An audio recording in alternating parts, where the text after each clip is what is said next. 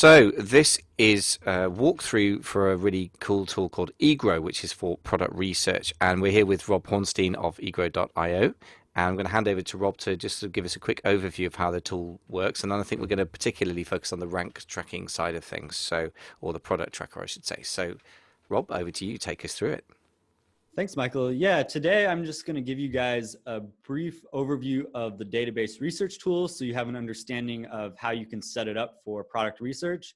And then, as Michael said, we're going to go over to the product tracker and the rank tracker to see how you can track and gather data to make decisions for your FBA business once you've identified a good product that you might like to sell.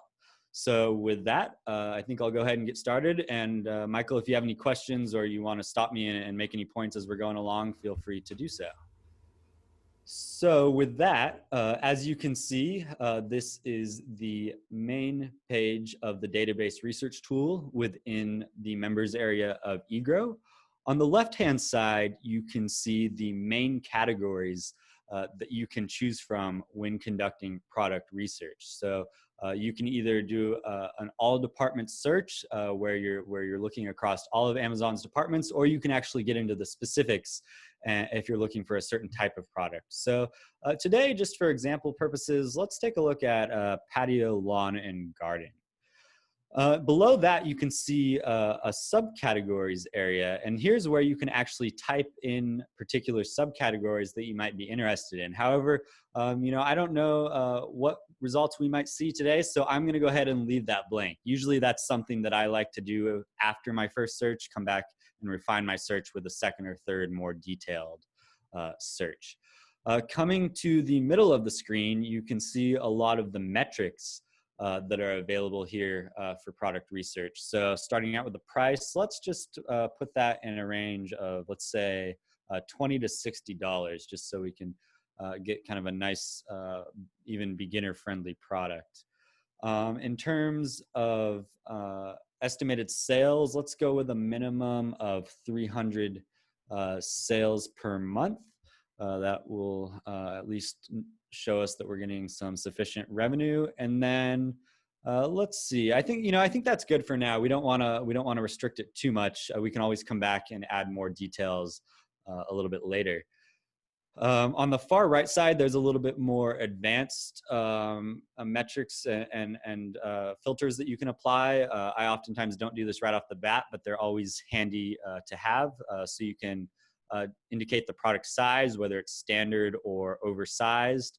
And then this is actually kind of a cool tool to use to see what sort of products are being sold in different markets. So whether you want to look at products that are only being sold by Amazon, products that are only being sold by FBA, or only being sold by merchant sellers. So let's just check FBA just to kind of see what other FBA sellers are currently listing. If you have any titles or keywords or brands that you want to include, this is where you can put that information in over on the right side. And then this ordered by allows you to sort the data. However, I will show you how to do that once we actually enter the search results and get our data. Lastly, also, I should mention that if I want to save this search for any reason, I can simply click the save button and then type in a filter name and then save. And that will allow me to come back and redo the search without having to fill in all of the metrics again. So that's really useful as your research gets more advanced and you're applying more and more categories and metrics. It just saves you a lot of time. You can simply apply those filters by coming to the apply button and then selecting the filter. So let's go ahead and click search. This might take just a minute here to load the results, and then we will go into what those results look like. Great. So while we're waiting for the results to come up, so let me just think this one through. So yeah, first thing to say is you obviously got for a really, really broad search, which is interesting. Mm-hmm. So you generally start really pretty seriously broad, which is interesting. And I know you've got a rank tracking way of narrowing it down. But anyway, we've got our results in, so I'll shut up and let you talk us through the results now. Yeah, no, that's a great point, Michael. Let's just scroll back up so they can see again what I put in. I've only put in the price and the sales metrics in terms of at least numerical metrics. And yeah, that is very broad. That's probably 2 is probably the minimum that I would apply. I'd say 2 to 4 is generally where I start out in terms of number of metrics that I apply, and then as my research gets more and more involved, I can apply more metrics. But just for the purposes of today's demonstration, I thought it would be good to get a broad representation of products. Sure. Yeah. No, it's just interesting to see how you approach it. Yeah, absolutely. And so just before we get into the actual results, I'd like to draw your attention to these colorful squares. They're called the average value squares. And that gives you a good snapshot of overall what is being displayed here on this page. So as you can see, the first one on the left side says average BSR. And that simply tells us that for all 100 of the products currently listed on this page, the average BSR within this garden category is 5,052 for these products, while the minimum is 594 and the maximum is 27,000. So that kind of gives you the range of the products that we're looking at. Same goes for price. We can see that the average price is $35. Whereas the minimum is 20 and the maximum is 60, which we would expect based on the metrics that we applied. So these are just kind of a great way to get a snapshot of particular products that you're looking at. And if you don't like something that you see here, that allows you to go back to the top and add more metrics and refine what you're looking at. So getting down into the actual products that we've identified, we can just take this top one for starters. It looks like it's some sort of hanging indoor plant holders. First thing I can do is just kind of scroll over the image to get a bit of a better look at it. Then I also can scroll over the title to identify the full title. It appears that there isn't a particular brand for this product, but then we also get the ASIN, and then as we identified up above, this is sold by an FBA seller. Moving to the right, here I can click on this Amazon product page, and that will actually open up the product in Amazon if for any reason I want to go ahead and take a look at that. I'm going to come back to this plus button because that's how I add it to the product tracker, and that's what we're going to go take a look at next. And then just moving further to the right, we see the BSR for the particular category. So this is ranked well over 12,000. So take looking at it at a glance, maybe not the best, but might be worth adding to the product tracker. We see the price information, so fairly low. It's kind of right down near that $20 that limit that we've set, and so on and so forth. So really some great information here that you can dive into and take a look at. I will just quickly go ahead and open up the product page so you can get a look at what sort of information that displays. So some of it is duplicate information in terms of the listing title, some of the price and seller information. We also get a little bit more information about the dimensions of the product, as well as not only the BSR for the total category, but also, breaking it down into the terrarium subcategory. We see this product is ranked number 11. Scrolling down further, we actually get some graphical data that we can look at. And this shows information about the BSR, the number of reviews, and we'll dive into this a little bit more in the product tracker section of this video. But I just kind of wanted to make you aware that this information here is available. So let's go back to the page, and we will click this plus button that says Add to Product Tracker. And now I can see that this product has been successfully added. So let's go over to the product tracker now. And if I scroll down,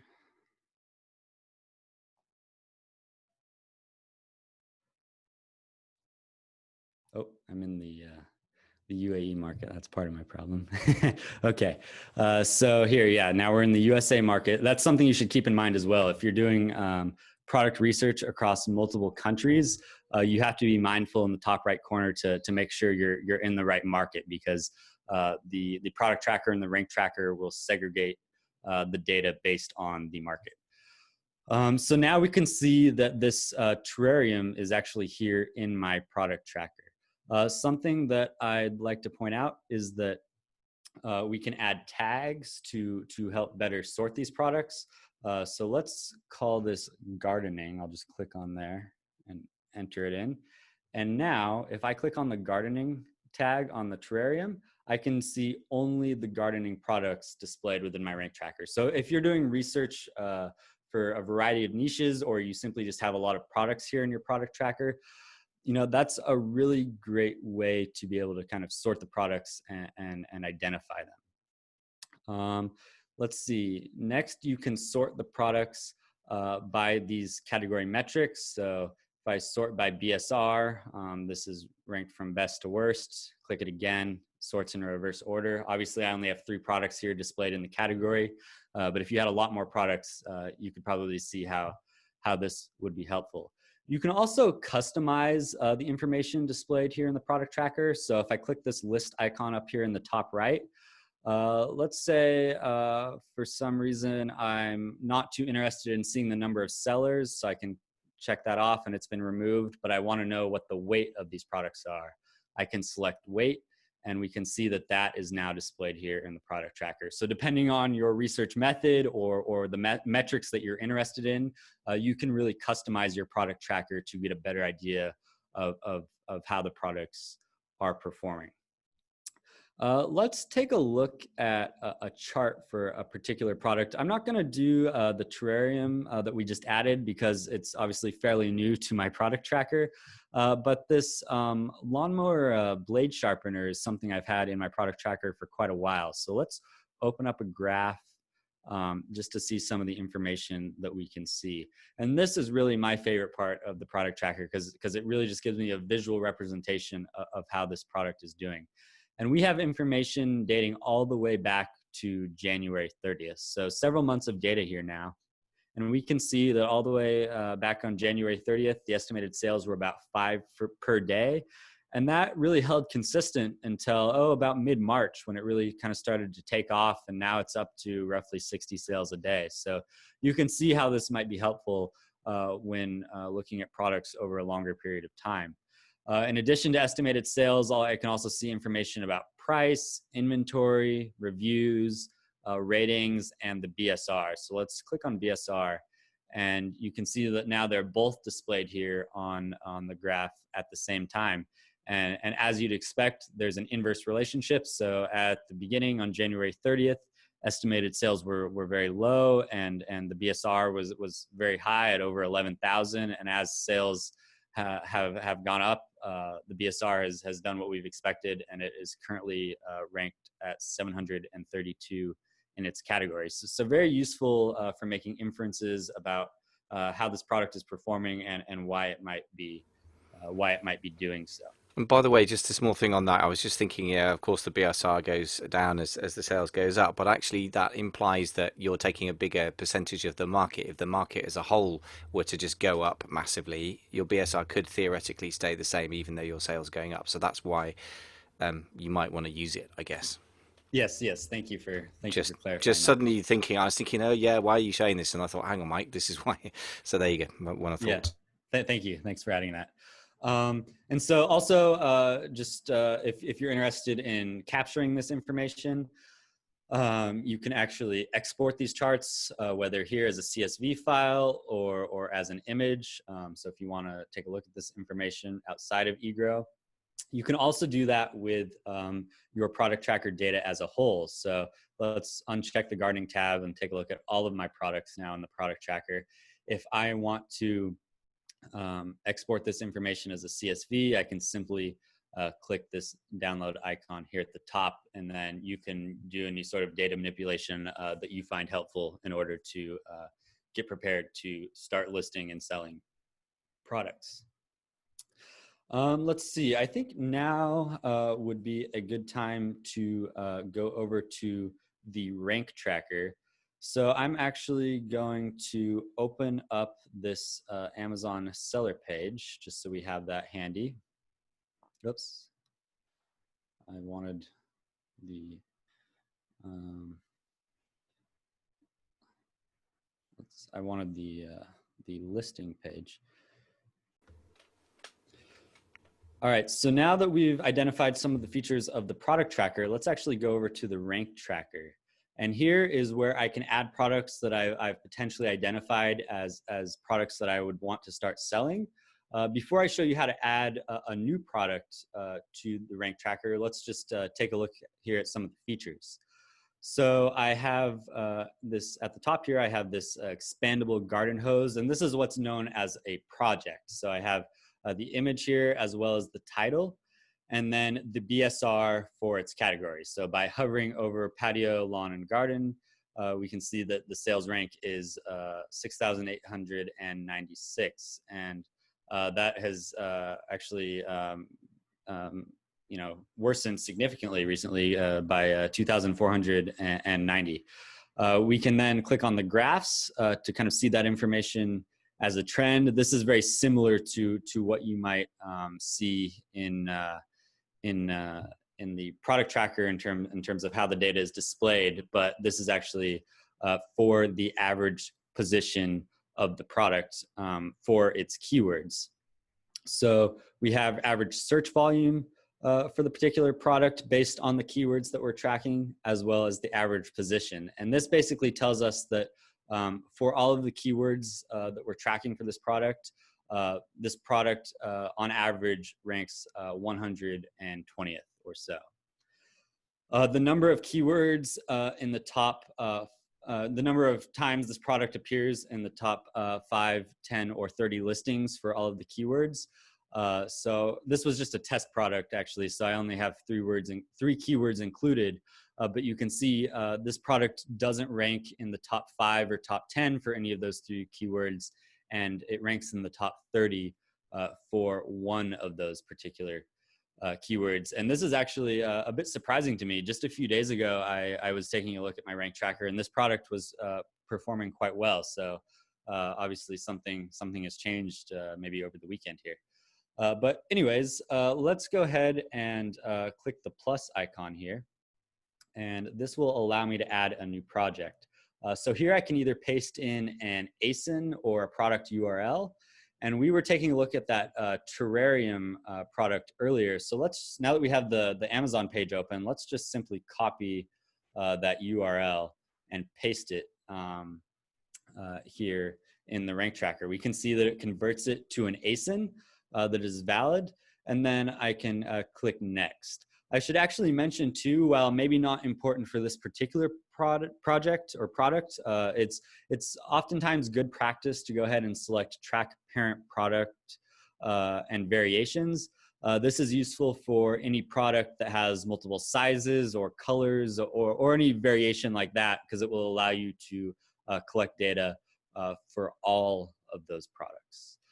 So let's go ahead and click next. And then here is where I can actually add keywords for this particular product. And generally, before I get to this stage, I would actually go to the reverse ASIN search and identify which keywords are associated with this product. But just to save time, I guess, for this video, I've already kind of identified some keywords that might be useful. So just for example purposes, let's type in terrarium, if I can spell correctly. And then let's say plant holder, planter, just things like that. Obviously this would be a much longer list of keywords once we've done the proper research. But just so you can kind of get an idea of how this works, we can click add project and then go back to rank tracker.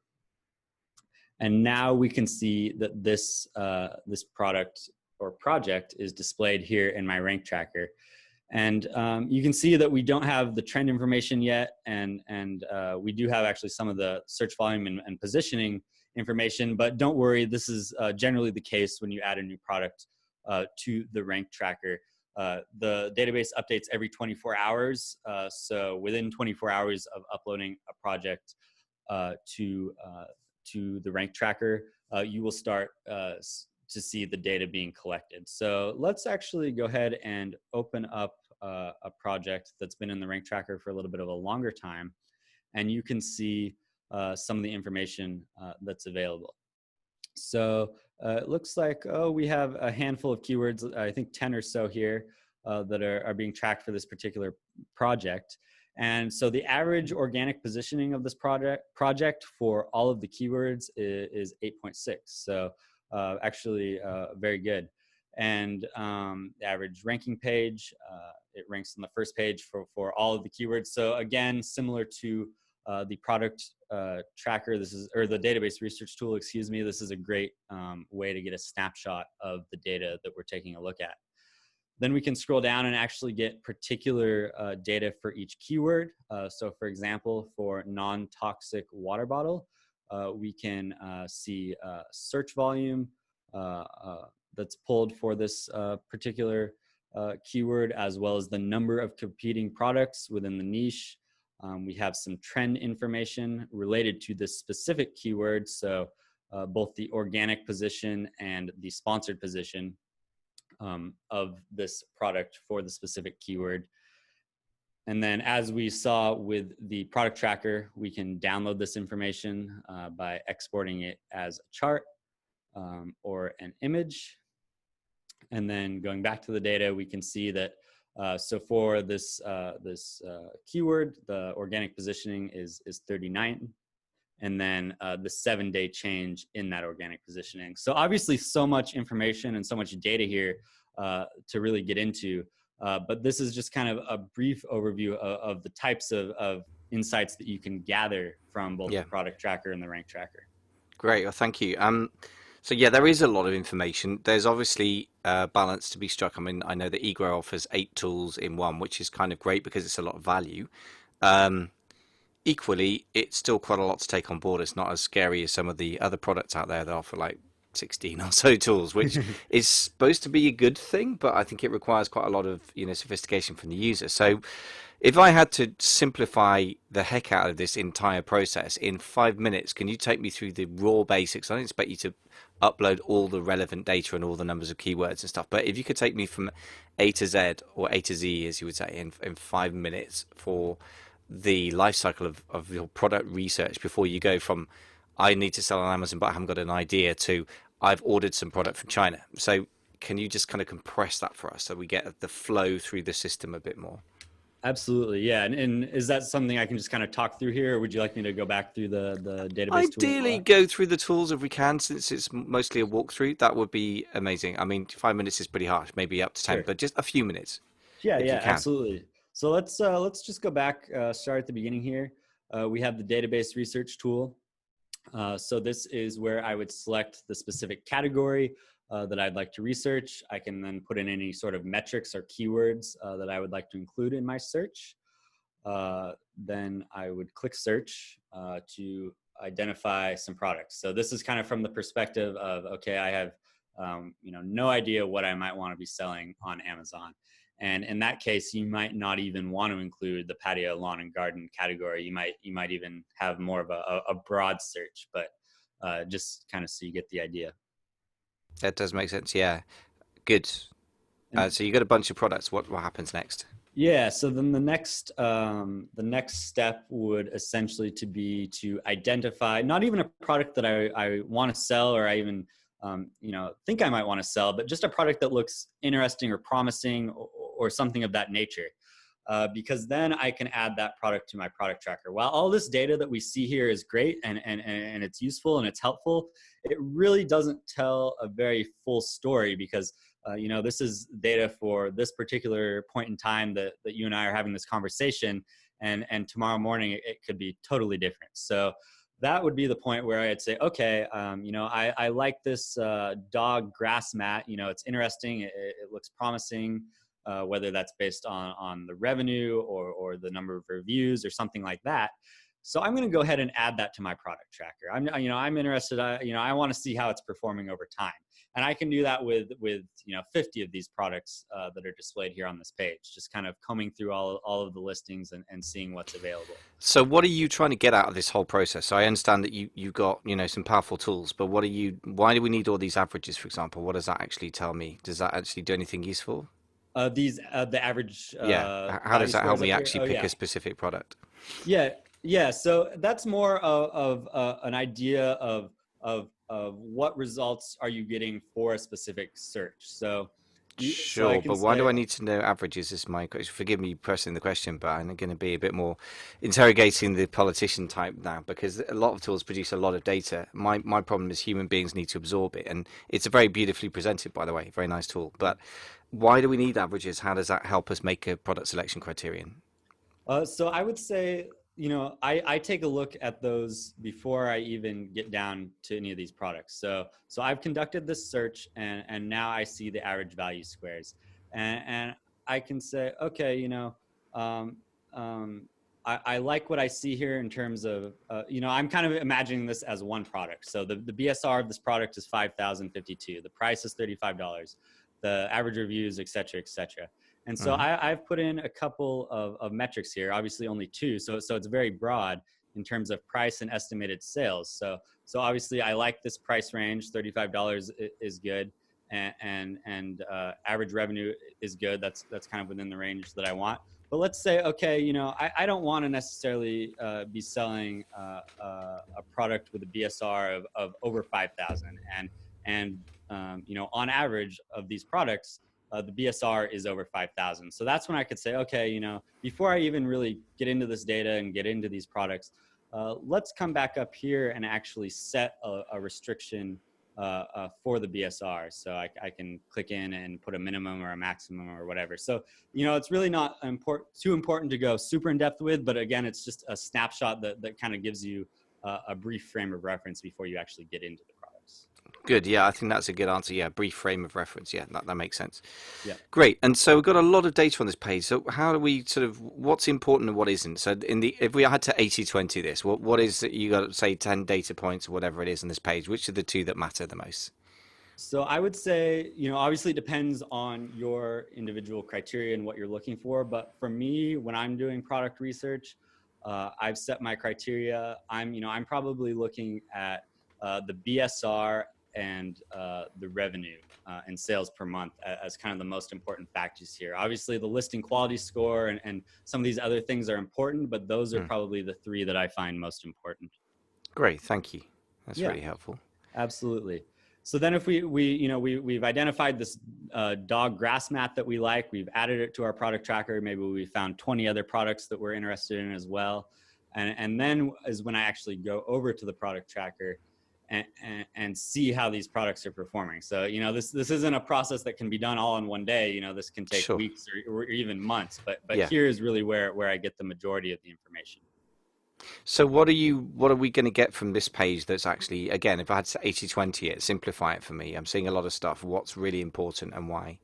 I would say the most important piece of information on this page is the charts. Plain and simple. It's where I'm a visual person. Other people may not be, but in my opinion, seeing this chart on my screen here really tells a story. And once I become familiar with the products and learn more about them, I really can kind of piece together why sales might be going up or going down, or what's going on with the price or things Yeah. like that. So I would say, the one most important thing here to do with the product tracker is looking at these charts Look at the and charts, yeah. visualizing the data. Sounds great. Yeah, good. That makes total sense to me. And then where would we go next in our journey through your tools? So then, ideally, we'd go to the reverse ASIN search to pull keyword information. That's a whole rabbit hole that maybe we Don't want don't to need go to go down. down in this Fair enough. Yeah, discussion.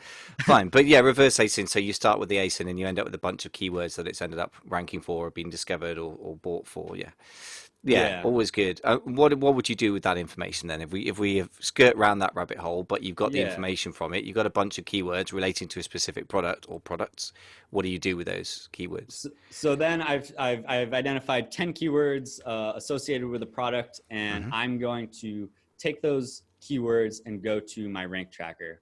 From Hmm. this rank tracker, I will start a new project, as kind of we just went over, Hmm. and attach those keywords to the product that I'm interested in, because that tells me, okay, for a particular product like these water bottles here, I can see that we have all these keywords, and maybe if I want to list a similar product or something in the same category, I can see that, okay, while this water bottle is really performing well for this BPA free sports water bottle keyword, it's maybe not doing as well for this non-toxic water bottle keyword. So that gives me an idea of how this product is performing and how it's ranking for various keywords, and that just gives me a leg up when I go ahead and make my listing in terms of optimization and converting for sales. Yeah, it makes sense. And what I like on this graph, I have to say, is that you get the search volume and the organic position of a particular product in the same graphs or the same visuals. So what that means is that if something has high search volume, i.e. demand, and then the organic position of an otherwise strong competitor is low, like non-toxic water bottle, there's a reasonable search volume, 320. It's not a lot, but it's going to be worth having if you can get, 10% of the clicks or something. It's worth having a suite of products around that, a suite of keywords, I should say, around that kind of keyword. So that's the sort of thing where I'm always interested in. There's a gap between supply and demand, right? In the end of the day, that's what I'm always looking for, right? Yeah. Demand without great relevant supply. And then if I can be the supply, i.e. be the seller of that product, then that's where I make my money, right? And any other things that you think are really important on this page? Yeah, I mean, we can then dive in further into trends for specific keywords by looking at the graph. But, obviously, like you said, sometimes these tools provide us so much information that it's really important just to know how to use them. So Yes, I'd say, absolutely. find what features work for you and work for your research process Yeah. and are important, and use those features. Don't feel like just because it's available, you have to use it. Really find what works for you and what information makes sense to you. Absolutely. Yeah. Well, as they say, just because you can doesn't mean you should. So, okay, as you say, without sort of drowning in data, I just want to sort of bring this one to a close. We'll leave the your lovely screen share over the corner there. I mean, it's a really nicely visually presented tool. As you say, for me, what strikes me is those charts, I should say, graphs.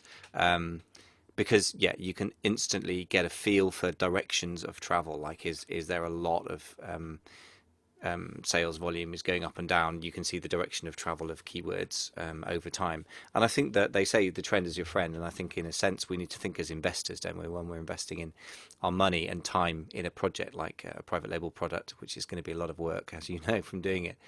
So yeah, really like that feature, and it's got a nice clean set of tools. Also like the fact that it doesn't have too many. I think that's actually quite a strength. So Right. is there any question, so we ought to wrap this up here, is there any question that you wish that I had asked you or that I should have asked you? No, I think that especially that last point that you made is really something that I, try to share with people who are interested in coming and using Egrow's tool suite, is that, we don't necessarily have the most tools, but in my opinion, at least, we have the most effective tools. They're Mm. not overblown. They're not too advanced. They really just kind of give you the information that you need without a lot of fluff. So in my opinion, that's I think one of Egrow's greatest strengths is really just being a simple yet powerful tool for Amazon sellers. So thank you very much for bringing that up. Yeah, it's no problem. And the thing is, I think in the end, a broader point I would make to anyone listening or watching is if you have really powerful tools at your disposal, but you don't know what you're doing yet, you're going to still need to run it like a simple tool. You need to Mm-hmm. simplify everything, because the biggest danger is not having not enough data. Those days went when the internet became a thing. I think the danger is overwhelming your brain and not having clear criteria. So I think having a clear process, having some clear criteria is really important. So simple is good in my experience in this realm. So there's plenty of data you guys provide. There's no shortage of data, I would say. But anyway, really interesting. I mean, it's always good to go through different people's processes, and it's good to go through different people's tools, because a tool is like a hardwired software is a hardwired representation of a way of thinking and a process, right? So that also interests me just as much as the tool itself, because in the end, processes can be transferred between different tools in any case. So just to say, if anyone wants to check out Egrow, there is a special offer. I believe it's 50% at the time of recording, and in sort of early June. Should be current when it comes out as well, at amazingfba.com/Egrow. Any other sort of special things you can tempt people with? No, I would say just, yeah, go ahead and check out that link to go ahead and get the special offer and get signed up. And, I know we tried to go through as much as we could today, but at Egrow, we're really making a concerted effort to push out more educational resources. So if you do sign up and get involved in the members area, you'll be able to get inside and see more tutorial videos about how exactly you can best use each of these tools. So I would really just encourage you to get in there and play around and watch some of the tutorials so you can figure out how to best adapt the Egrow tool suite to your research process. Yeah, excellent. That's very good because I think the training is just as important as the tool these days. And Mhm. the other thing I would say is, in the end, if you want to know if a tool is going to work for you, you'd have to try it out. And this is, pretty inexpensive. Some tools are a bit more of a commitment. Most of them are monthly rolling. So if in doubt, don't hang around reading reviews about tools, folks. Get in there and use one. If you don't like it, use something else. And so in the end, if you're sort of shopping around for research tools to then do research to shop around for potential products, you could be there forever. And it sounds like a comic thing, but actually I see a lot of that kind of behavior. So if in doubt, get in there and try stuff. As they say, do stuff and break things, as they used to famously say. I can't remember who said that thing. Preferably do stuff without breaking too much, but get in there and use it. So anyway, Rob, we ought to draw this to a close. Really, thank you for walking us through a very nice looking tool and friendly looking graphs, which I like. Not too much information, so really useful. Definitely worth checking out. I'll be checking it out after the show. And many, many thanks for coming on. Thanks so much for having me, Michael. Take care.